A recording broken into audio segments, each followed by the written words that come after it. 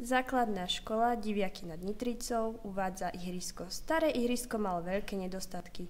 Rozbitý asfalt, nerovná plocha a iné. Zišlo sa pár ľudí, dostali nápad meniť staré za nové. A už sa to začalo 23. január. Menšia skupinka robotníkov začala realizovať myšlienku. Trvalo to 15 dní práce. Pomaly sa staré ihrisko začalo meniť. 4. marca sa zmenilo na nespoznanie. Stalo to veľa úsilia a námahy. No je to tu, zo starého asfaltového ihriska máme jedno nové a pekné.